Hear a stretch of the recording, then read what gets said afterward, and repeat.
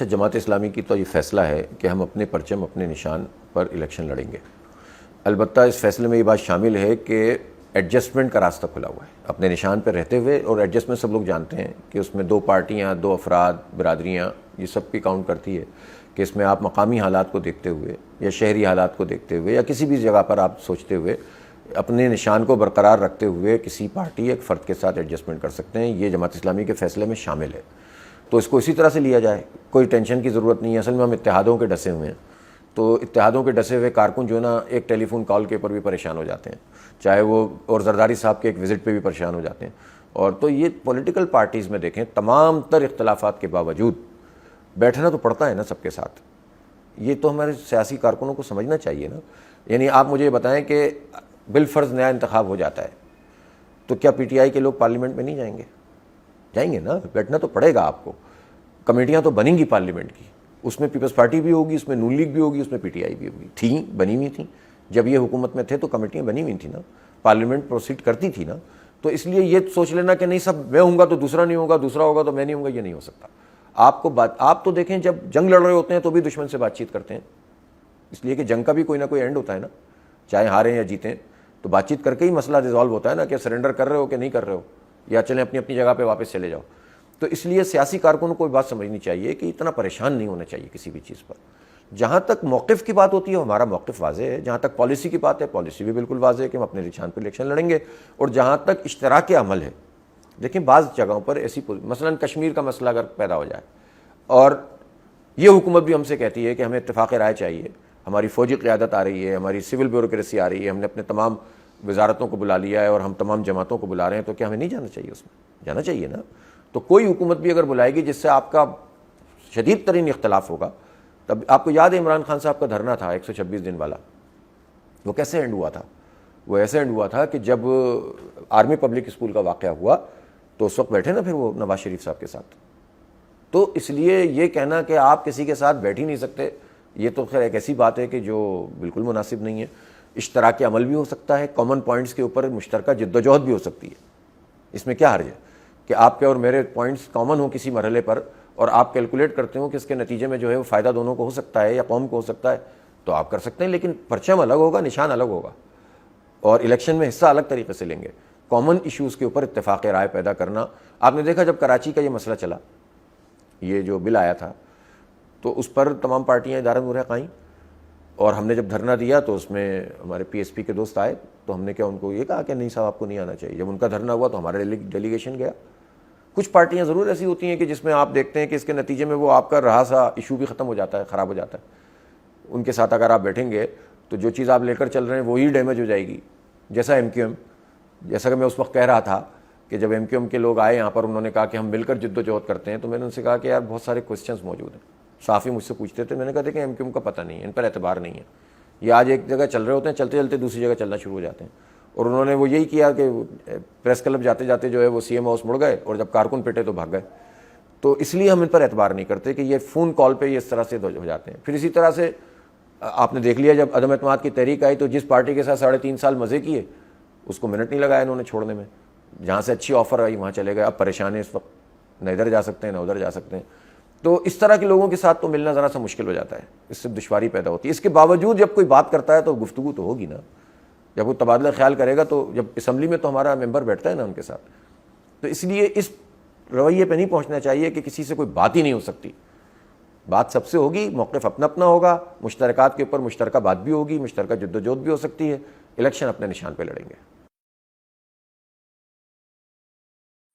دیکھیں جب حکومتوں میں پارٹیاں ہوتی ہیں نا تو ایکچولی تو ان کا جو راستہ ہوتا ہے اس وقت پتہ چلتا ہے کہ وہ کتنے اینٹی امریکہ ہیں یا پرو امریکہ ہیں، یا کتنا سمجھوتا کر رہے ہیں اور کتنا سمجھوتا نہیں کر رہے. میں کسی ایک پارٹی کی بات نہیں کرتا، سلوگنز تو سب کے ہوتے ہیں، نعرے سب کے ہوتے ہیں، لیکن جب وہ اقتدار میں آئیں تو پھر آپ کے ایکشنز بتاتے ہیں کہ آپ امریکہ کے ساتھ چل رہے ہیں کہ امریکہ کے خلاف چل رہے ہیں. مثلا پاکستان کی گورنمنٹ کے اوپر یہ دباؤ پڑا کہ پاکستان میں جو اسٹیٹ بینک ہے، اس اسٹیٹ بینک کو آزاد خود مختار ہو جانا چاہیے. یعنی وہ جو فیصلہ کر دے اس کو حکومت بھی چیلنج نہیں کر سکتی ہے. ٹھیک ہے نا. تو اگر پاکستان کی آزادی اور خود مختاری کی بات تھی تو میں اپوزیشن اور حکومت دونوں سے سوال کرتا ہوں کہ دونوں نے مل کر یہ کام کیوں کیا؟ یہ قانون کیسے پاس ہو گئے؟ اور اس کے اوپر اس وقت کی اپوزیشن نے کتنی آواز اٹھائی، اس لیے کہ کر ہی نہیں سکتے وہ ایک پورا سا طریقہ کار طے ہوتا ہے، اسمبلی کے اندر ہنگامہ ہوتا ہے، ہنگامہ کر کے بائیکاٹ کر دیتے ہیں، حکومت اپنی منظوری کرا لیتی ہے اور پتہ نہیں کتنے قوانین جو ہیں وہ ایک ساتھ پاس ہو جاتے ہیں۔ تو اس میں یہ سوال عمران خان صاحب سے بھی ہے، یہ سوال نواز شریف صاحب سے بھی ہے، یہ سوال پیپلز پارٹی کے زرداری صاحب سے بھی ہے اور تمام پارٹیوں سے، اور ان کی جو کوalition میں مولانا ہیں ان سے بھی ہے کہ اس پورے وقت میں سب لوگوں نے کیا کیا کہ جس کے نتیجے میں ہم اس بڑے انفلوئنس سے بچ سکتے تھے۔ ہمارے اوپر ایک تلوار آئی کہ FATF، اور چونکہ ہم FATF میں جو ہے وہ ہم پھنسے ہوئے ہیں تو اس لیے ہمیں مدارس کو بھی پابند کرنا چاہیے، مساجد کی بھی کیلکولیشن کرنی چاہیے، اور پتہ نہیں 36 طرح کی چیزیں آنا شروع ہو گئیں۔ اس میں حکومت نے کتنا ریزسٹ کیا، اس سے پتہ چلے گا نا کہ حکومت اگر ریزسٹ کر رہی ہے تو اس کا مطلب ہے کہ آپ اپنی آزادی پر سمجھوتا نہیں کر رہے ہیں، لیکن اگر آپ ریزسٹ نہیں کر رہے اور آپ ان کی باتیں مانتے چلے جا رہے ہیں تو اس کا مطلب یہ ہے کہ آپ کمپرومائز کر رہے ہیں کسی بھی سبب سے۔ میں یہ نہیں کہتا کہ آپ کی نیت خراب تھی، لیکن آپ نے کمپرومائز کیا۔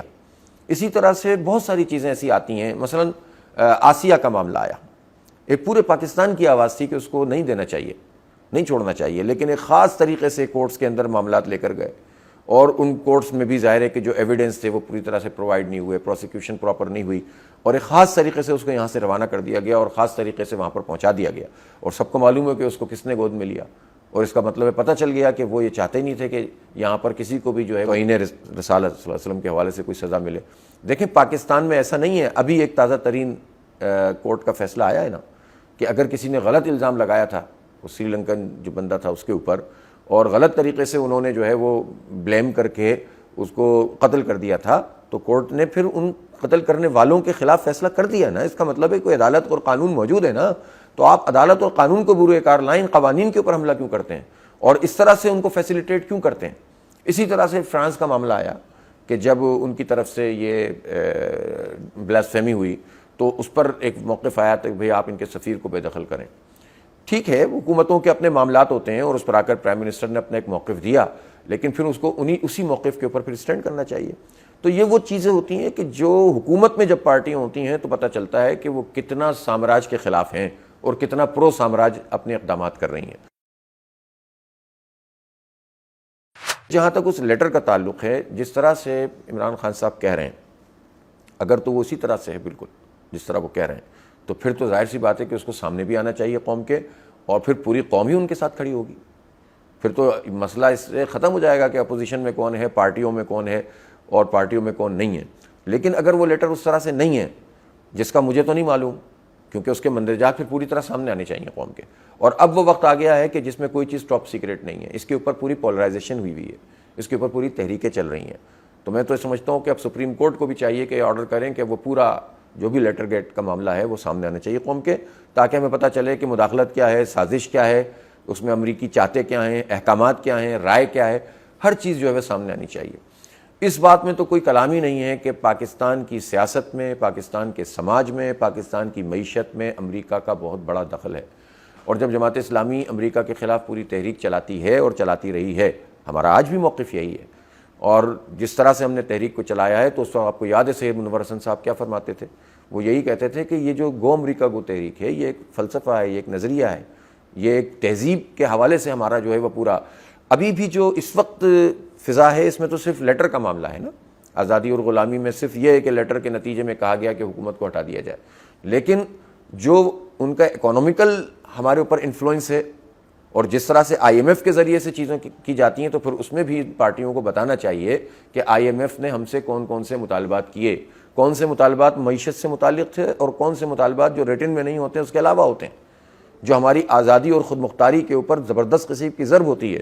میں توقع رکھتا ہوں کہ عمران خان صاحب کسی دن IMF کے مطالبات کو قوم کے سامنے لے کر آئیں گے کہ ہمارے ساتھ وہ یہ مطالبات کرتے تھے اور پھر ظاہر انہوں نے مانے بھی تھے۔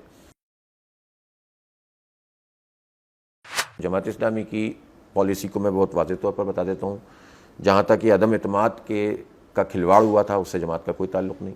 جماعت اس طرح کی پوری سیاست کی نفی کرتی ہے جس میں انسانوں کی خرید و فروخت ہو، جس میں پارلیمنٹ کو ایک منڈی بنا دیا جائے، جس میں ممبران اسمبلی ایک دوسرے کی پٹائی کر رہے ہوں، جس میں پولیس کو بلوا کر جو ہے وہ امن و امان کو قابو کرنے کی کوشش کی جا رہی ہو، اور جس میں انسانوں کی قیمت لگائی جا رہی ہو۔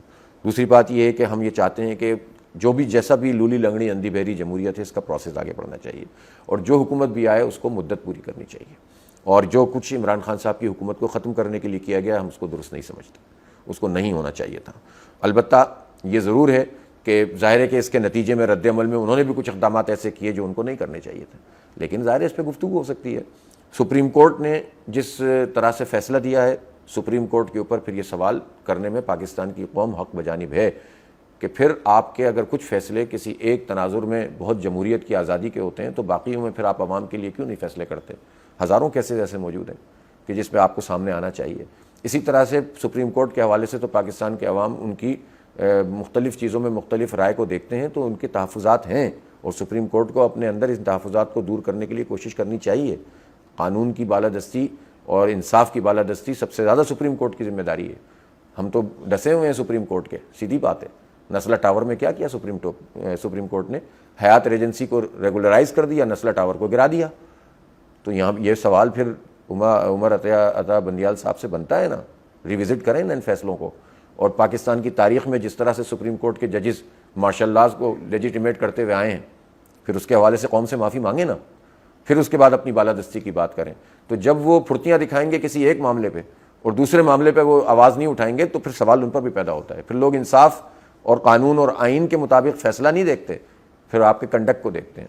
تو اس لیے بھی سپریم کورٹ کی بہت بڑی ذمہ داری ہے کہ وہ اس کام کو انجام دے۔ تو جماعت اسلامی یہ سمجھتی ہے کہ انصاف اور قانون کی بالادستی ہو اور اس طرح سے حکومتوں کو گرانے کی جو سازشیں ہوتی ہیں وہ نہیں ہونی چاہیے، غیر ملکی مداخلت نہیں ہونی چاہیے۔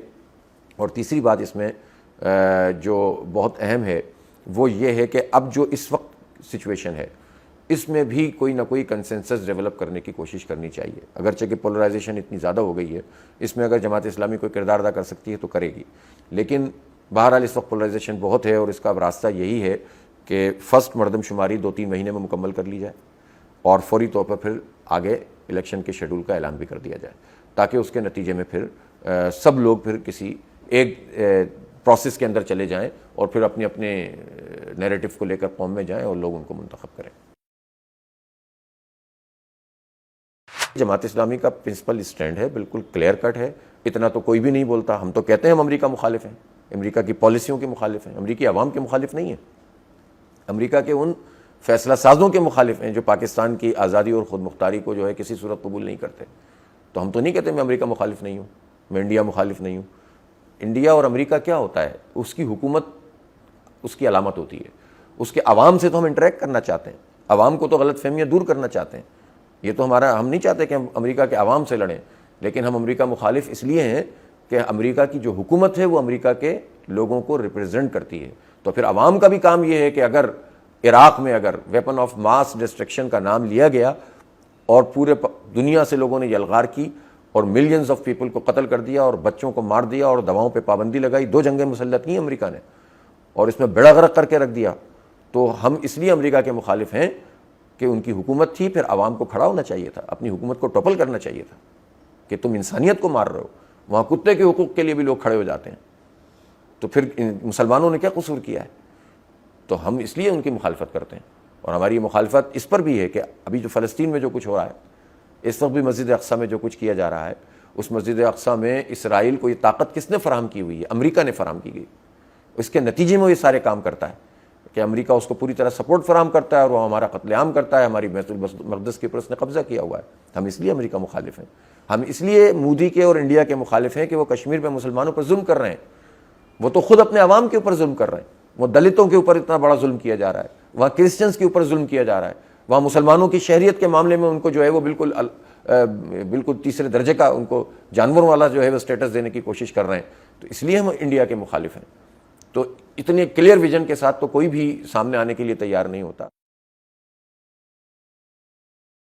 اس وقت جذباتی کی فضا پیدا ہوئی ہے، جو جس کے ساتھ کھڑا ہو جاتا ہے پھر وہ اس کے خلاف کوئی جملہ بھی سننے کے لیے تیار نہیں ہوتا۔ ہمیں ریشنل ہونا چاہیے، ہمیں جو ہے وہ حقائق کے اوپر فیصلہ کرنا چاہیے، اور میں پاکستان کے لوگوں سے یہی درخواست کرتا ہوں کہ کسی کی دشمنی میں اس نے آگے نہ بڑھ جائیں کہ عدل سے ہٹ جائیں۔ اور دیکھیں قرآن پاک میں بھی اللہ تعالیٰ نے ارشاد فرمایا وَلَا يَجْرِمَنَّكُمْ شَنَآنُ قَوْمٍ عَلَىٰ أَلَّا تَعْدِلُوا اعْدِلُوا هُوَ أَقْرَبُ لِلتَّقْوَىٰ، کہ کسی کی دشمنی میں تم عدل سے نہیں ہٹ جاؤ۔ تو اس لیے انصاف کی بات ہونی چاہیے، حق کی بات ہونی چاہیے۔ جو تحریک عدم اعتماد پیش کی گئی اور یہ ساری پارٹیاں انہوں نے اپنے آپ کو موبلائز کیا، ایکٹیویٹیز کی، اور پھر اس کے بعد کہا کہ ہم عدم اعتماد پیش کریں گے، تو جماعت اسلامی نے اس بات کو محسوس کیا کہ جو کام کیا جا رہا ہے یہ پورا کا پورا کام جو ہے وہ غیر آئینی طریقے سے ہو رہا ہے، غیر قانونی طریقے سے ہو رہا ہے، اور اس میں اخلاقیات کا جنازہ نکل رہا ہے، لوگوں کی خرید و فروخت ہو رہی ہے، انسانوں کی منڈی لگ رہی ہے، اور بدقسمتی سے پاکستان میں جو اس وقت نظام موجود ہے اس میں بارہا اس طرح سے ہوتا ہے۔ ابھی کچھ عرصے پہلے ہی کی تو بات ہے کہ جب سینٹ کے انتخابات ہوئے تو اس میں پیپلز پارٹی اور پی ٹی آئی کے لوگوں نے مل کر یہ کام کیا تھا، خرید و فروخت کی تھی، اور پھر سنجرانی صاحب چیئرمین بن گئے تھے اور پیپلز پارٹی کے مانڈوی والا صاحب جو ہیں وہ وائس چیئرمین بن گئے تھے۔ ظاہر ہے اس وقت سارے کام یہی ہوئے تھے۔ پھر بار بار اس طرح کے مرحلے ہمارے پارلیمنٹ میں آتے ہیں، اور یہ آج سے نہیں ہے۔ آپ دیکھیں نام نہاد جمہوریت ہی ہے نا، جمہوریت تو پوری طرح سے آتی بھی نہیں ہے، تو یہ کیسے ممکن تھا کہ یہ ساری پارٹیاں اکٹھی ہو کر خرید و فروخت کا بازار شروع کریں اور جماعت اسلامی اس کا حصہ بن جائے؟ تو ہم نے اس کو پسند نہیں کیا، اور ہمارا یہ بہت واضح موقف تھا کہ عمران خان صاحب کی حکومت ہے، ان کو مینڈیٹ ملا ہے، اس مینڈیٹ کے اوپر جو لوگوں کا اعتراض تھا وہ ٹھیک ہے، اس کا راستہ قانون ہے، اس کا راستہ عدالتیں ہیں، اس کا راستہ الیکشن کمیشن ہے، اس پہ جانا چاہیے جس کو بھی اعتراض تھا۔ اور جب وہ حکومت میں آ گئے اور لوگوں نے اس کو تسلیم کر لیا تو پھر 5 سال پورے ملنے چاہیے، کیونکہ اگر ان کی پرفارمنس نہیں ہوگی تو 5 سال پورے پتہ چل جائے گا کہ بھئی پرفارمنس ہے کہ نہیں ہے، اور اگر پرفارمنس ہوگی تو وہ ظاہر اپنی پرفارمنس لے کے لوگوں کے پاس چلے جائیں گے۔ لیکن کسی بھی حکومت کو جس سے آپ کا اختلاف ہو، آپ اس کو اگر وقت سے پہلے ختم کریں گے تو وہ مزید جو ہے وہ اس کو یہ موقع ملتا ہے کہ یار مجھے تو ہٹا دیا گیا۔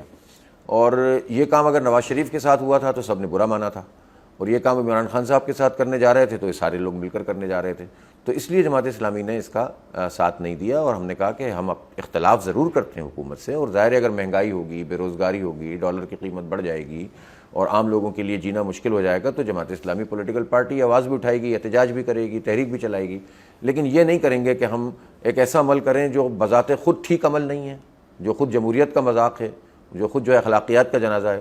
اور دوسری بات یہ ہے کہ یہ کام کر کے جو پرفارمنس نہیں دے رہا اس کو بھی جو ہے مظلوم بنا دیں، تو ہم یہ کام نہیں کر سکتے تھے۔ اس حکومت سے توقع تو خیر کیا، اصل بات یہ ہے کہ ہمارا مطالبہ ہے اس حکومت سے یا کسی بھی حکومت سے، ہم شہر کراچی میں رہتے ہیں تو کراچی کا پورا ہمارا چارٹر ہے، ہم چاہتے ہیں کہ کراچی کے مسئلے حل ہوں، ہم چاہتے ہیں کہ اس کی آبادی گنی جائے، ہم چاہتے ہیں کہ اس کا انفراسٹرکچر ٹھیک ہو، اس کی موٹر وے جو ہے وہ الگ سے روٹ بنایا جائے کراچی حیدرآباد کا، ہم چاہتے ہیں اس کے پانی کا مسئلہ حل ہو، اور پورے ملک میں ہم یہ چاہتے ہیں کہ عام لوگوں کے لیے زندگی آسان ہو۔ اور اگر وہ اختلاف کر رہے تھے عمران خان صاحب سے اور کہہ رہے تھے کہ یہ IMF کی غلامی ہے اور یہ امریکہ کی غلامی، یہ لوگ بھی تو کہتے تھے نا IMF کی غلامی، تو ابھی IMF کی غلامی سے نجات دلا دیں۔ یہ کہہ رہے ہیں کہ ہم IMF کے پروگرام میں نہیں جائیں گے، ہم اس سے IMF سے کہیں گے کہ ری شیڈول کرو ہمیں، یہی بات ہم عمران خان صاحب سے کہتے تھے کہ بھائی جب آپ اس پر آپ لوگوں سے ووٹ لیتے ہیں کہ ہم IMF کی غلامی قبول نہیں کریں گے، کشکول توڑ دیں گے، تو اس کا کوئی وے آؤٹ تو نظر آئے گا نا۔ یہ میں مانتا ہوں کہ ایسا نہیں ہوتا کہ آپ ایک ہی رات میں جو ہے سب چیزیں ٹھیک ہو جائیں گی، لیکن آپ کی ڈائریکشن تو نظر آئے نا کہ آپ کس طرح سے چھٹکارا حاصل کرنا چاہ رہے ہیں۔ اگر وہ جب ڈائریکشن نظر نہیں آتی تو پھر اس کے نتیجے میں یہ خیال بنتا ہے کہ یار نعرہ الگ چیز ہے اور پریکٹیکلی آپ کے اقدامات جو ہیں وہ بالکل اس کے مخالف نظر آتے ہیں۔ تو ہم اب اپوزیشن سے کہتے ہیں جس کی حکومت بن گئی ہے کہ ہمیں ریلیف دلائیں، یہ کہتے تھے پیٹرول کی قیمت آدھی کر دیں، ٹھیک ہے نا، یہ کہتے تھے کہ جناب ہم ڈالر کو پیچھے لے آئیں گے تو لے آئیں، پیچھے آیا پھر دوبارہ آگے آنا شروع ہو گیا ہے۔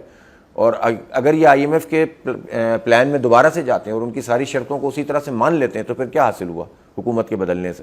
تو یہی جماعت اسلامی کہتی ہے کہ حکومتوں کے بدلنے سے مسئلہ حل نہیں ہو رہا، اس لیے کہ لوگ دعوے کرتے ہیں، پریکٹیکلی کام سارے وہی کرتے ہیں، اور ڈائریکشن بھی ان کی ایسی کوئی نظر نہیں آتی جس کے نتیجے میں آپ کو کوئی ریلیف مل سکتا آگے چل کر۔ یعنی آپ سوچیں تو صحیح، بدترین صورتحال ہے نا کہ پہلے بڑے بھائی صاحب وزیر اعظم تھے، چھوٹے بھائی صاحب وزیر اعلیٰ تھے، اب چھوٹے بھائی صاحب وزیر اعظم بن گئے تو ان کے صاحبزادے وزیر اعلیٰ بن گئے، اور پاوے پورا پنڈی مر جاوے تو چودھری نہیں بنے گا سعد رفیق تو وہ تو نہیں بن سکتا کبھی بھی پارٹی کا رہنما، وہ بنے گا اس وقت جب یہ ان پر برا وقت آئے گا۔ تو سعد رفیق جدوجہد میں نے ایک نام لیا ہے، جس ٹائپ کے جو پولیٹیکل ورکر محنتی اور مخلص لوگ ہوتے ہیں، جیلیں یہ بھرتے ہیں، کام یہ کرتے ہیں، محنت یہ کرتے ہیں، لیکن کبھی بھی پارٹی کی لیڈرشپ میں نہیں آ سکتے، کبھی بھی جو ہے وہ عام پیپلز پارٹی کے ورکر کو کبھی بھی یہ موقع نہیں ملے گا کہ وہ پیپلز پارٹی کے جو ہے وہ پورے نظام کو چلانے کے قابل ہو سکے۔ یعنی وزیر اعظم بھٹو صاحب تو پھر ان کی صاحبزادی، پھر وہ شہید ہو گئیں، تو پھر اس کے بعد ان کے شوہر نامدار، پھر ان کے صاحبزادے، پھر 2 بہنیں تیار ہیں، ٹھیک ہے، پھر ان کی ظاہر اولادیں ہوں گی. تو اس کا مطلب ہے کہ بڑے بڑے لوگ ہمیں نظر آتے ہیں لیکن وہ خاندانوں کے بالکل غلام بن کر رہتے ہیں. تو یہ جمہوریتوں میں خاندان کی غلامی کیوں ہے بھائی؟ تیسری بات یہ کہ پارٹی کے اندر ڈکٹیٹرشپ بھی نہیں ہونی چاہیے، کہ ون مین شو نہیں ہونا چاہیے. ہاں پارٹی کا لیڈر کی حیثیت ہوتی ہے، اس کی بات کی اہمیت ہوتی ہے، وہ اس کی لیڈرشپ میں لوگ کام کرتے ہیں، لیکن پارٹی کے لیڈر کو بھی اتنا آزاد اور خود مختار نہیں ہونا چاہیے کہ اس میں کوئی نظام ہی نہیں ہے مشاورت کا پراپر طریقے سے، اور وہی بات چلے گی جس کو لیڈر کہے گا. تو یہ بھی تو پارٹیوں کے اندر ریفارمز ہونی چاہیے. یہ جماعت اسلامی کا موقف ہے. اچھا دیکھیں، میں کوئی ایسی بات نہیں کرتا کہ جو لگے کہ میں غیر ضروری طور پر جماعت اسلامی کو سمجھ رہا ہوں کہ اس وقت وہ بالکل قوم کی امید کا مرکز بن گئی ہے. ہونا چاہیے تھا، یعنی یہ بات تو میری پوری قوم کے ساتھ سوال تو ہے، اور وہ یہ ہے کہ جماعت اسلامی تو ہمیشہ چوائس کے طور پر لوگوں کے سامنے موجود رہتی ہے نا. جماعت اسلامی چوائس کب بنتی ہے لوگوں کی؟ جب کوئی ڈیزاسٹر آتا ہے، ٹھیک ہے، تو جماعت اسلامی لوگوں کی خدمت کرتی ہے اور لوگ اس کو دیکھتے ہیں، لوگ اس کے ساتھ رابطہ کرتے ہیں، ان کے مسئلے حل کرتی ہے، اور یہ نہیں دیکھتی کہ آپ نے ہمیں ووٹ ڈالا تھا نہیں ڈالا تھا، اس لیے کہ وہ ایک الگ چیز ہے اور لوگوں کی خدمت کرنا ایک الگ چیز ہے.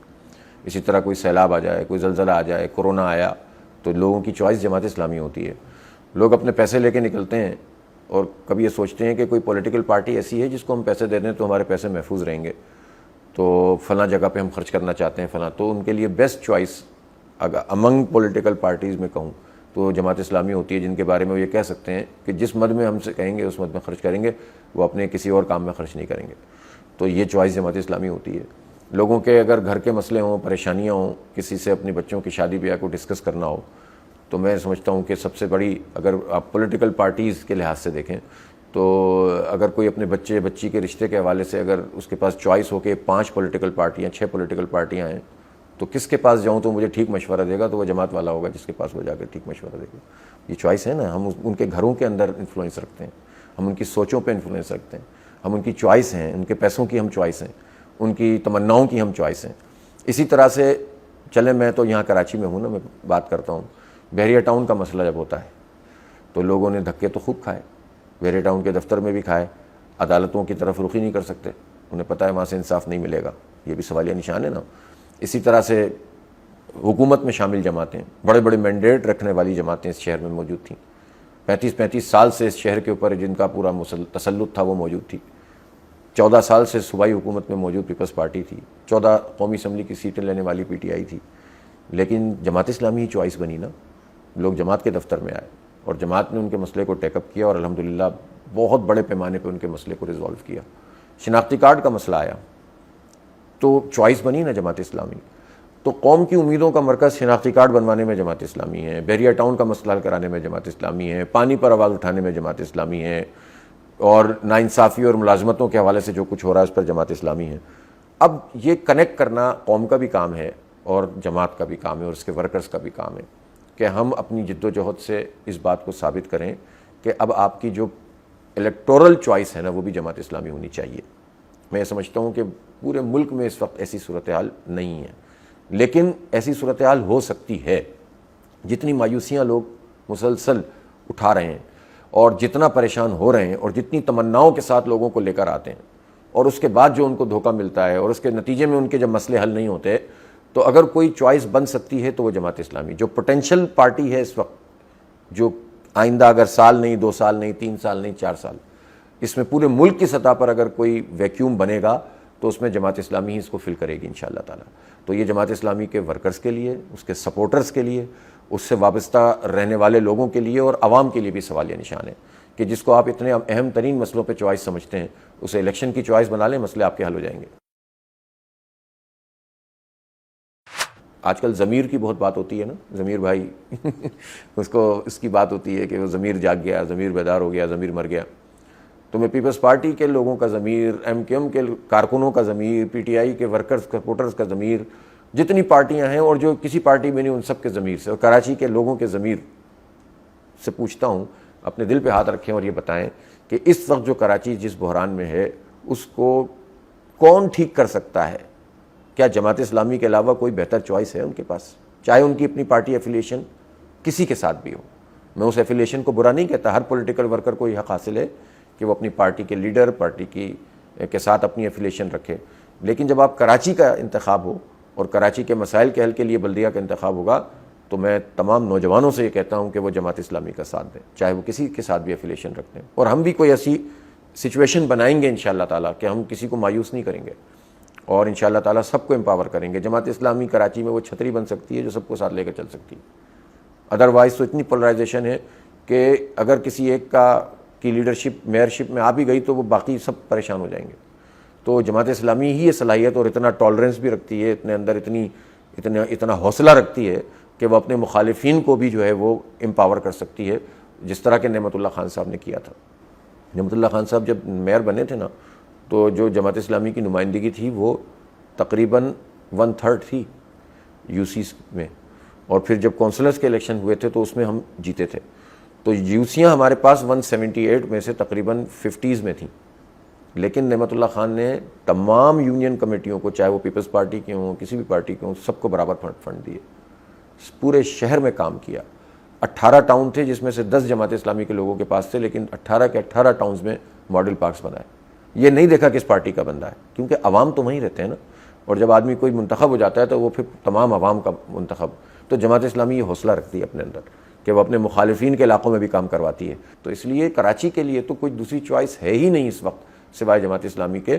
اور یہ بات آپ میری بات پہ نہ جائیں، میں کراچی کے 3 کروڑ لوگوں سے کہتا ہوں کہ آپ اپنے دل پر ہاتھ رکھ کر کہیں، ماضی کا ٹریک ریکارڈ دیکھیں، موجودہ صورتحال دیکھیں، کراچی کے مسائل پر آواز اٹھانا دیکھیں، اور پھر کراچی کی تقدیر کا فیصلہ کریں تو اللہ کو حاضر ناظر جان کر مہر لگا دیں بس۔ دیکھیں کراچی کے ساتھ یہ زیادتی ہے کہ اس کی آبادی ہی صحیح نہیں گنی جاتی، تقریباً 40% آبادی اس کی کاؤنٹ ہی نہیں ہوتی۔ دنیا میں کہاں ایسا ہو سکتا ہے؟ یہ کراچی پورٹ سٹی ہے، یہ کراچی میگا سٹی ہے، یہ کراچی پاکستان کا ریونیو میں 67% کنٹریبیوٹ کر رہا ہے، یہ کراچی 54% ٹوٹل ایکسپورٹ میں کنٹریبیوٹ کر رہا ہے، پاکستان میں جو بھی ایکسپورٹ ہے اس میں 54% صرف کراچی سے۔ تو کراچی کی آبادی اگر 3 کروڑ سے زائد ہے، اور اس وقت بھی اگر آپ پروجیکشن بھی لے لیں تو یہ 2.25 کروڑ بھی نہیں بن رہی، تو یہ کتنی بڑی زیادتی ہے۔ اس کے نتیجے میں 2 نقصانات ہوتے ہیں۔ ایک تو یہ کہ جو فنڈز اور پروجیکٹس اور پورا انفراسٹرکچر ہوتا ہے وہ اسی لحاظ سے بنتا ہے، پانی، بجلی، گیس، سڑکیں، وہ اسی کاؤنٹ پر ہوتے ہیں جو آفیشلی آپ کا کاؤنٹ ہوتا ہے۔ اور دوسری آپ کی نمائندگی ہوتی ہے اسمبلیوں میں، جو آبادی کی بنیاد کے اوپر ہوتی ہے۔ تو آبادی کی بنیاد پر جو نمائندگی ہے وہ کمپرومائز ہو رہی ہے کراچی کی، اور ہمارے صوبے کا تو مسئلہ بھی بڑا حساس ہے۔ دیہی اور شہری کی جو تفریق موجود ہے اس کا مسئلہ ہی ہے کہ اگر کراچی کی صحیح آبادی کاؤنٹ ہو جائے تو یہ مسئلہ ریزالو ہو جائے گا، پھر لوگوں کو صوبوں کے مطالبے نہیں کرنے پڑیں گے۔ تو اس لیے یہ ہمارا جینوئن مطالبہ ہے۔ ہوتا کیا ہے، ہر مرتبہ یہ ہوتا ہے کہ ایک غلط آبادی کاؤنٹ ہو گئی، کاؤنٹ کرنے کے بعد آپ اس کو ٹھیک نہیں کرتے، جب ٹھیک نہیں کرتے تو پھر کہتے ہیں اب تو الیکشن آ گیا اس لیے مجبوری میں اسی مردم شماری پر آپ کر لیں۔ پچھلا والی بھی ایسے ہی ہوا۔ دیکھیں یہ مردم شماری ہوئی ہے 2017 میں نواز شریف صاحب کی دور حکومت میں۔ اس دور حکومت میں جب مردم شماری ہوئی تو اس پر اعتراض ہوا۔ جب اعتراض ہوا تو انہوں نے کہا کہ چلیں ٹھیک ہے، ہم 5% پاپولیشن بلاکس کو جو ہے ری اوپن کر لیتے ہیں، رینڈم چیکنگ کرتے ہیں، اگر اس میں غلطی ہوگی تو ہم اس کو ریڈو کر لیں گے۔ انہوں نے یہ کام نہیں کیا۔ تقریباً سال بھر نواز شریف صاحب نے کراچی کی آبادی کو ٹھیک نہیں کیا اور آبادی کو فیصلے کے مطابق کام نہیں کیا۔ اس کے بعد 3.5 سال پاکستان تحریک انصاف کی حکومت کہتے ہیں، اور اسی دوران میں جب تحریک انصاف کی جو حکومت بنی ہے اس میں کراچی کا بہت بڑا حصہ ہے، اس میں 14 MNA کراچی سے ان کے منتخب ہوئے، لیکن بدقسمتی سے 3.5 سال میں بھی انہوں نے اس مسئلے کو ایڈریس نہیں کیا۔ اور جب زیادہ مطالبہ ہوا اور ہم نے تحریک چلائی تو انہوں نے کہا کہ ہم پچھلی مردم شماری کو نوٹیفائی کر دیتے ہیں۔ ہم نے کہا آپ یہ کام نہیں کریں، اب تک جو کچھ چل رہا ہے وہ غیر قانونی ہے، اب آپ اس کو قانونی بنا دیں گے تو اس کے نتیجے میں تو اس کو لیجیٹیمیشن مل جائے گی، لیجیٹیمیٹ ہو جائے گا کہ بالکل ٹھیک ہے۔ لیکن بہرحال انہوں نے کہا کہ ہم فوراً جو ہے نئی مردم شماری کرائیں گے۔ ہم نے اس پر بھی کہا کہ آپ نئی مردم شماری کرائیں گے تو اس کا پورا پلان بتائیں۔ تقریباً 8-9 مہینے انہوں نے گزار دیے اور اس پر کام شروع نہیں ہو سکا۔ اب اگر آپ دوبارہ سے الیکشن کرنے میں جاتے ہیں اور پھر وہی مردم شماری ہوتی ہے اور پھر اس کے بعد 5-7 سال اسی طرح گزرتے ہیں تو آپ بتائیں کراچی کے 3 کروڑ سے زائد لوگ کہاں جائیں؟ تو یہ وہ جینوئن بات ہے ہماری جس پر ہم مطالبہ کر رہے ہیں کہ پہلے آپ مردم شماری کرائیں اور پھر فوری مردم شماری، فوری الیکشن ہو سکتے ہیں آرام سے۔ تو اس لیے یہ آپ جتنا وقت گزاریں گے اتنا ہی آگے بڑھ جائے گا۔ تو اگر تو اتفاق رائے پیدا کیا جائے اور یہ ایک جائز بات ہے تو اس کے اوپر پھر یہ ہو سکتا ہے کہ ہنگامی بنیادوں کے اوپر یہ مردم شماری 2 سے 3 مہینے میں مکمل ہو سکتی ہے، اس کے فوراً بعد الیکشن کرا لیا جائے، کوئی حرج نہیں ہے۔ دیکھیں جہاں تک کراچی کی مسائل کا اور کراچی کے جو ایشوز ہیں اس پر آواز اٹھانے کی بات ہے، تو یہ تو اس میں کچھ کہنے کی ضرورت ہی نہیں ہے کہ اس میں نمبر 1 پارٹی نہ صرف جماعت اسلامی ہے، بلکہ اس نے ثابت کیا کہ اپنی جد و جہد کے نتیجے میں کراچی کے بہت سے مسئلوں کو حل بھی کیا۔ ابھی جو لیٹسٹ دھرنا ہم نے کیا تھا، جو محض ایک سیاسی ایکٹیویٹی نہیں تھی بلکہ یہ پوری ایک تھیم تھی نا۔ اچھا، ہم نے یہ بھی نہیں کہا اس میں کہ حکومت کو گرا دو اور حکومت چھوڑ دو، ہم نے تو کہا ہمارا مسئلہ حل کر دو، اور اس پر ہم کھڑے ہوئے، لوگوں کا بھی اعتماد ہوا، بڑی تعداد میں لوگ شریک بھی ہوئے، اور ہم نے بڑی حد تک اپنے مطالبات منوائے بھی۔ تو کیا ہوا کام کبھی ضائع نہیں جاتا، یہ بات آپ یاد رکھیں۔ اور اگر آپ یہ سمجھ رہے ہیں کہ اس وقت ملکی سیاست میں ایک بھونچال ہے، تو ظاہر ہے یہ ہے، اور ایک ویو سی بنی ہوئی ہے، تو وہ ڈیفینیٹلی ہے۔ لیکن جب بھی کراچی میں بلدیاتی الیکشن ہوگا، جو اب اناؤنس ہو گیا ہے سندھ میں پہلے فیز کا، اور دوسرے فیز کا کراچی ہے، ظاہر کراچی حیدرآباد ہے، تو لوگ پھر کراچی کو ڈسکس کریں گے، اور جب کراچی کو لوگ ڈسکس کریں گے تو ظاہر ہے ان کی جو سب سے بڑی چوائس اس وقت ہو سکتی ہے تو وہ جماعت اسلامی ہے۔ اور اس پر مجھے کوئی مطلب پریشانی نہیں ہے کہ ہم نے اتنی محنت کی اور سب کچھ بھی نہیں بدلا، وہی ابھی گرمی بڑھتی جا رہی ہے، پانی کا بحران بڑھتا جا رہا ہے، بجلی کا بحران بڑھ رہا ہے، لوڈ شیڈنگ آج بھی ختم نہیں ہوئی ہے، ٹھیک ہے نا۔ اسی طرح سے جو ہے وہ سڑکیں ٹوٹی ہوئی ہیں، اب KCR نہیں بنائے، پانی کا جو ہمارا project 650 million gallon per day کا اپروو ہوا تھا، پچھلی حکومت نے کیا تھا، پھر خود ہی اسی حکومت نے، یعنی عمران خان صاحب کی حکومت نے اس کو 260 کر دیا۔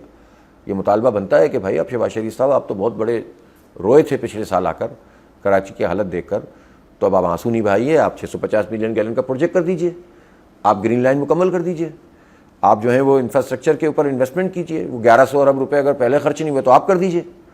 تو یہ کام جو ہے وہ اس پر ہم اسٹینڈ کریں گے، اور عید کے بعد انشاءاللہ ہم اپنی پوری کیمپین کراچی کے مسائل کے حل کے حوالے سے جو ہے لے کر چلیں گے، اس لیے کہ پورے ملک کی سیاست بہت اپنی جگہ اہمیت رکھتی ہے اور ہم اس کا حصہ ہیں، لیکن ہم اپنے گلی محلے کے مکلف ہیں، اپنے شہر کے مکلف ہیں، اور ہم اس شہر کی آواز کو دبنے نہیں دیں گے اس پوری جو ہے وہ طوفان میں۔ اچھا دیکھیں، تجزیے کرنا سب سے آسان کام ہوتا ہے، سوشل میڈیا پہ آپ بیٹھ جائیں، 3-4 گھنٹے میں آپ ٹائپنگ کریں، سوچیں، پھر ایک کا جواب دیں، دوسرے کا جواب دیں، ٹویٹ کریں، ری ٹویٹ کریں، اور اس پر اپنے تبصرے کریں، بہت اچھا ہوتا ہے، سب سے مزہ آتا ہے اس میں، اس نے غلط کیا، اس نے صحیح کیا، ہمیں یہ کرنا چاہیے۔ بھائی آپ کو کیا کرنا چاہیے ان حالات میں؟ جماعت اسلامی کوئی گھر تو نہیں بیٹھی ہوئی، اس وقت بھی جماعت اسلامی کی صرف خواتین کے 2 سے 2.5 ہزار فہم قرآن کی کلاسیں ہو رہی ہیں، پورے ملک میں جو کچھ بھی ہو رہا ہے، جماعت اسلامی کا کام کی بہت بڑی وسعت ہے، صرف الیکشن تھوڑی لڑتے ہیں ہم تربیت کا کام کرتے ہیں، ہم الخدمت کا کام کرتے ہیں، ہم نوجوانوں میں کام کر رہے ہیں، ہم ابھی ہماری جو بچوں کی بزم اطفال ہے اسی کی سینکڑوں جگہ پر جو ہے نا وہ پروگرام چل رہے ہیں کہ ہم بچوں کو کس طرح دینی تربیت کریں اور ان کو نمازوں کی طرف رغبت دینا، اور رمضان کو فائدہ اٹھا کر ان کے، کیونکہ پورے ملک اور قوم کو اس کی بھی تو ضرورت ہے نا کہ ہمارے بچوں کے ذہن درست ہوں، اسلام کی تعلیمات حاصل کریں، تو کوئی پولیٹیکل پارٹی نہیں کر رہی، یہ جماعت اسلامی کر رہی ہے، قرآن کی تعلیم جماعت اسلامی دے رہی ہے، پھر اسی طرح سے لوگوں کے مسائل کے حل کی جد و جہد جماعت اسلامی کر رہی ہے۔ اس وقت بھی جب پورا بھونچال ہوتا ہے تو اس وقت بھی لوگ آ کر اپنے بحریہ ٹاؤن کے چیک تو جماعت کے دفتر میں ہی وصول کر رہے ہیں نا، تو جماعت اسلامی کے لوگوں کے پاس اپنی چیزیں لوگوں تک پہنچانے کے بہت بڑا میدان موجود ہے۔ تو اس بحث میں مت پڑیں کہ وہ صحیح ہے کہ یہ غلط، آپ یہ بتائیں کہ آپ کا موقف یہ ہے اور ہم اس موقف کو لے کر جائیں۔ مثلا جہاں تک اس پوری سچویشن میں بھی ہمارے موقف کا تعلق ہے، واضح طور پر کہیں کہ ہم حکومت پوری کرنے دینے کے حق میں ہیں، آپ کہیں کہ ہم کسی کی حکومت گرانے کے حق میں نہیں ہیں، ہم سمجھتے ہیں کہ ریفارمز ہونی چاہیے۔ دیکھیں 2013 میں الیکشن کمیشن نے بلایا سب کو، PTI کا بھی یہ کہنا تھا اس وقت کہ متناسب نمائندگی ہونی چاہیے، جماعت اسلامی کا بھی کہنا ہے، باقی لوگ نہیں مانتے تھے، لیکن جب سجیشن دینے کی بات آئی تو صرف جماعت اسلامی نے سجیشن دی، اور ہم نے کہا کہ متناسب نمائندگی پر الیکشن ہوگا تو یہ جاگیرداروں کو بھی اس میں جو ہے وہ نقصان ہوگا، اور اس کے نتیجے میں پارٹیوں کی پالیٹکس آگے بڑھے گی، افراد کے بجائے، الیکٹیبلز کے بجائے پارٹیاں آگے بڑھیں گی۔ مثلا یہ کہ ایک ایسے ریموٹ ایریا میں جہاں پر مثلا جماعت اسلامی کا کوئی 500 لوگ ہمدرد ہیں، اور جو اس وقت کی فضا ہے، اس فضا میں ایک آدمی جو ہے وہ اس کے 10,000 ووٹر ہیں، ایک کے 12,000 سپورٹر ہیں، تو وہ یہ کہتے ہیں کہ یار یہ 500 والے کی طرف ہم جب جاتے ہیں نا تو ہمارے ووٹ ضائع ہو جاتے ہیں، آپ ہیں بہت اچھے لیکن یار آپ جیت نہیں رہے۔ یہ ایک جنرل بات ہے۔ جب متناسب نمائندگی پر الیکشن ہوگا تو 500 ووٹ والا پورے کانفیڈنس کے ساتھ ووٹ ڈالے گا، بلکہ 5,000 ووٹ اور بنا لے گا، وہ کہے گا ہمارا ایک ایک ووٹ کاؤنٹ ہوگا پورے ملک کی سیاست میں، ہم اس گاؤں میں رہتے ہوئے اسلام آباد کے لیے ووٹ کاسٹ کر رہے ہیں، سمجھ لیں۔ تو خود بخود جو ہے وہ پارٹی پالیٹکس اور موقف اور نیریٹو آگے بڑھے گا، الیکٹیبل آگے نہیں بڑھیں گے۔ پاکستان کی سیاست کیوں یرغمال ہے؟ پاکستان کی سیاست اس لیے یرغمال ہے کہ پاکستان میں ایک جاگیرداری کا نظام موجود ہے. پاکستان کی دیہی آبادی مور دین 60% ہے نا، تقریباً 70% کی طرف ہے. شہری آبادی ظاہر ہے اس کے تناسب سے کم ہے. دیہی آبادیوں میں آدھے سے زیادہ علاقے ایسے ہیں تقریباً جہاں پر انسانوں کی آزاد مرضی نہیں ہوتی. ٹھیک ہے، وہاں جو بڑے بڑے چودھری، جاگیردار، وڈیرے، خان سردار وہ فیصلہ کرتے ہیں اور لوگوں کو اس کے فیصلے پر چلنا پڑتا ہے. آزاد مرضی ہی نہیں ہوتی. اگر اس کی اپنی پولیٹیکل رائے کچھ اور ہے بھی تو وہ مجبور ہوتا ہے کہ اپنے دیہات میں وہ اپنے چودھری کے ساتھ جائے گا، وہ اپنی برادری کے ساتھ جائے گا، اپنے وڈیرے کے ساتھ جائے گا. ایک طرف تو یہ ہے کہ وہ کہتا ہے کہ اس کے علاوہ میں جا ہی نہیں سکتا، اس لیے کہ پھر میرا جینا مرنا تو اس وڈیرے جاگیردار کے ساتھ ہے. اور دوسری بات اس کے اندر یہ ہوتی ہے کہ خوف بھی ہوتا ہے. انٹیریئر سندھ کو ہم جانتے ہیں نا کہ یہاں پر جو وڈیرہ جھائی کا نظام ہے، چھوٹا وڈیرہ ہے وہ بڑے وڈیرے کے ساتھ ملتا ہے اور اس سے بڑے وڈیرے کے ساتھ مل کر حکومت فارم کر لیتا ہے. اور ابھی آپ نے ناظم جوکھیوں کے کیس میں مثال مل گئی آپ کو کہ ایک وڈیرے نے جو کہ ممبر اسمبلی ہے اور اس نے بہیمانہ طریقے سے، اور اس میں سندھی مہاجر کا تو مسئلہ نہیں ہے، سندھی بندہ تھا نا وہ جوکھیو، اس کو بلایا اور پوری رات تشدد کیا اور مار دیا. اور مارنے کے بعد جب بہت شور اٹھا تو مقدمہ بنا، اور بہت شور اٹھا تو مقدمہ چلا، اور اس کے بعد VIP پروٹوکول کے ساتھ جو ہے وہ ان کو چھوڑ دیا گیا. پوری عزت اور احترام کے ساتھ اسمبلی میں لا کر ووٹ لیا گیا اور اس کی بیوی مجبور ہو کر اس کو کہنا پڑا کہ میں معاف کرتی ہوں. اس سے بدترین مثال. اور یہ کوئی بہت انٹیریئر سندھ کا گاؤں دیہات نہیں ہے، یہ کراچی سے ملحقہ ایک علاقہ ہے کہ جس میں یہ ظلم ہے کہ جس میں آپ کا جو ہے وہ شوہر مر جائے، بیٹا مر جائے، آپ کی جو ہے وہ گھر والوں کو مار دیا جائے اور آپ اس قابل نہیں ہیں کہ آپ عدالت کے اندر. کہاں ہیں عدالتیں؟ کوئی ہے نظام عدالت کا یہاں پر کہ جو انصاف فراہم کرے ناظم جوکھی اور اس کی بیوی کو؟ دعوے بہت کرتے ہیں لوگ. تو اس لیے بدترین وڈیرہ شاہی کا نظام، بدترین جاگیرداری کا نظام، ان پارٹیوں کو یہ کہنا چاہیے نا کہ ہم جاگیرداری ختم کریں گے. کوئی یہ کہہ سکتا ہے کہ آپ کسی کی زمین کسی سے کیوں چھین سکتے ہیں؟ ہاں میں کہہ سکتا ہوں وہ زمینیں جو انگریزوں نے دیں، جو غداریوں کے نتیجے میں ملی، اور ان غداروں نے اپنی زمینوں کو بڑھایا، قبضہ کیا، راجواڑے بنائے، اور اس کے بعد ان کی نسل در نسل وہ زمینیں منتقل ہوئیں. اور وہ زمین نہیں ہے، وہ پوری سوسائٹی کے اوپر قبضہ ہے، لوگوں کی سوچ پر قبضہ ہے، لوگوں کی رائے پر قبضہ ہے. اس سوچ اور رائے پر قبضہ کر کے پاکستان میں انتخاب ہوتا ہے. اسی لیے یہ الیکٹیبل ہوتے ہیں. جب یہ نون میں ہوتے ہیں تو نون جیت جاتی ہے، جب یہ PTI میں آ جاتے ہیں تو PTI جیت جاتی ہے، جب یہ پیپلز پارٹی میں ہوتے ہیں تو پیپلز پارٹی جیت جاتی ہے. پارٹیوں سے زیادہ یہ وڈیرے اور جاگیرداروں کا کام ہوتا ہے کہ یہ کسی آپ دیکھیں جب عمران خان صاحب کی حکومت بنی تو جہاز بھر بھر کے آ رہے تھے نا. جہانگیر ترین صاحب یہ فریضہ انجام دے رہے تھے. غلط تھا نا، نہیں ہونا چاہیے تھا. لیکن ہوتا کیا ہے کہ جب ہمارے حق میں کوئی چیز ہو تو ہم خوش ہوتے ہیں، یہ نہیں دیکھتے کہ آگے چل کر یہ چیز ملک اور قوم کے لیے کتنی نقصان دہ. پھر جب یہ سب بغیر جہازوں کے جانے لگ گئے اور ضمیر ان کے جاگ گئے اور اس کے نتیجے میں جو ہے وہ بکنے لگ گئے تو سب کو برا لگا نا. تو یہ ہوتا کیوں ہے؟ ہم نے دیکھا ایک اسمبلی تھی پنجاب اسمبلی کی، اس میں منظور وٹو صاحب ایک رات میں ایک ووٹ کی بنیاد کے اوپر انہوں نے پتہ نہیں سینکڑوں ووٹ حاصل کر لیے تھے. چھانگا مانگا آباد ہو گیا تھا. حمید وائن صاحب ہوتے تھے اس وقت. خود ایک پارٹی کے اندر بغاوت ہو گئی، خرید و فروخت ہوئی، چھانگا مانگا میں رکھا گیا ان کو لا کر ان کو. تو اسٹیبلشمنٹ کا اس میں ایک رول ہوتا ہے. یعنی وہی اسٹیبلشمنٹ اگر میرے لیے یہ کام کر دے مجھے اچھا لگے گا، وہی اسٹیبلشمنٹ میرے خلاف یہ کام کرے مجھے برا لگے گا. یہ نہیں ہونا چاہیے. اب سب کو اس پر فیصلہ کرنا چاہیے کہ جاگیردارانہ نظام کے خلاف بات کریں گے اور لینڈ ریفارمز ہونی چاہیے پاکستان. لینڈ ریفارمز کا کیا مطلب ہے؟ وہ جاگیریں جو کسی بھی زمانے میں قبضہ کر کے حاصل کی گئی ان خاندانوں سے چھیننی چاہیے اور عام کسانوں میں تقسیم ہونی چاہیے. یہ کام انڈیا میں 1948 میں ہو گیا، پاکستان میں 75 سال میں نہیں ہو سکا. اسی لیے ہماری سیاست یرغمال ہے. انہی جاگیرداروں اور وڈیروں کے ذریعے اسٹیبلشمنٹ اپنا کام کرتی ہے.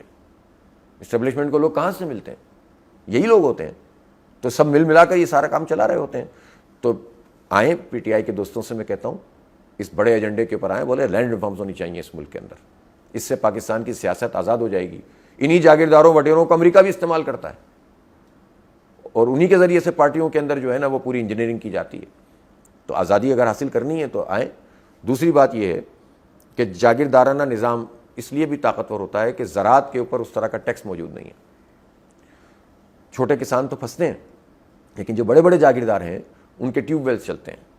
آپ اب بجلی کا ٹیرف اٹھا کر دیکھیں تو اس بجلی کے ٹیرف میں IMF یہ مطالبہ کرتا ہے کہ آپ سبسڈی ختم کریں. سبسڈی وہ پیسے ہوتے ہیں جو زر تلافی کے طور پر گورنمنٹ دے رہی ہوتی ہے عوام کو, بل میں منتقل کر رہی ہوتی ہے, جس سے ریٹ ایک حد سے زیادہ اوپر نہیں ہوتے. اب تو انہوں نے سبسڈی کم کرتے چلے گئے اور ریٹ بڑھتے چلے گئے. یہ IMF کے کہنے پہ ہوا ہے, عمران خان صاحب کے زمانے میں بھی ہوا ہے اور ابھی بھی ہو رہا ہے.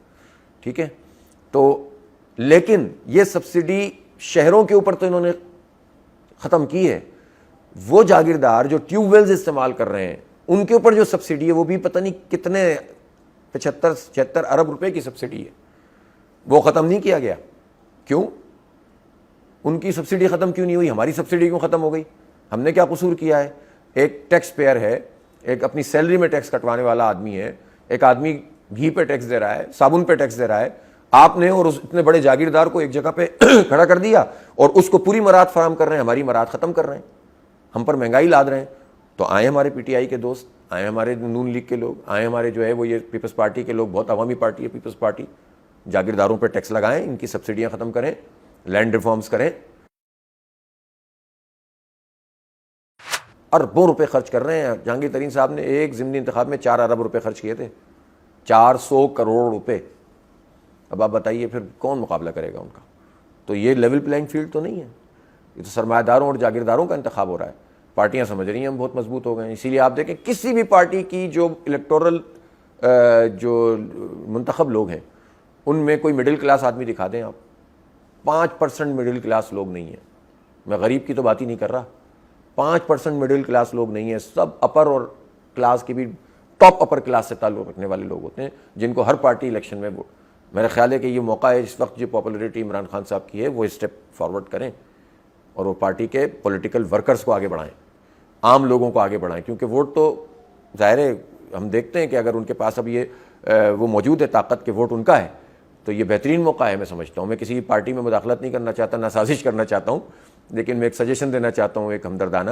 ان کے اس رویے سے پورے ملک اور قوم کو فائدہ ہوگا کہ اب وہ ان لوگوں کو جو ہے وہ سوچیں اور کھڑا کریں کہ جو طاقت اور دولت کی بنیاد پر نہیں ہوں گے وہ, بلکہ ایک مڈل کلاس اور لوور مڈل کلاس اہلیت پر بندے کو کھڑا کریں گے. وہ ان کو صحیح پلس دے گا, وہ بتائے گا کہ عام آدمی کی مہنگائی و بے روزگاری پہ اس کے اثرات کیا پڑ رہے ہیں. ایک خاص قسم کی کلاس جب بیٹھتی ہے لیڈر کے ساتھ تو وہ ایک خاص قسم کا مشورہ دیتی ہے. پھر وہ دیکھتی ہے کہ اس میں میڈیکل مافیا کا کتنا فائدہ ہے, اس میں چینی مافیا کا کتنا فائدہ ہے, اس میں آٹا مافیا کا کتنا فائدہ ہے, اس میں جو ہے وہ یہ کام ہم کروا لیں گے اپنے پرائم منسٹر سے تو اس کے نتیجے میں ہماری ملوں کو کتنا فائدہ ہوگا. عام آدمی جب بیٹھ کر بات کرے گا تو وہ کہے گا میرے محلے کے لوگ اس طرح سے سوچتے ہیں, اور میں سمجھتا ہوں کہ جب میری بیوی جاتی ہے خریداری کرنے تو اس کو ان چیزوں کا جو ہے وہ سامنا کرنا پڑتا ہے, تو پھر وہ ان کو صحیح مشورے دے گا. تو جو بھی اپنے آپ کو کلیم کرتا ہے کہ وہ عوام کا نمائندہ ہے اور اس کی بنیاد پر لوگ ووٹ دیتے ہیں تو اس کو چاہیے کہ تجربہ کر لے اور وہ مڈل کلاس اور لوور مڈل کلاس کے لوگوں کو ایک بھرپور نمائندگی دے. اس سے آپ دیکھیں لوگوں کے مسئلے حل ہونا شروع ہو جائیں گے.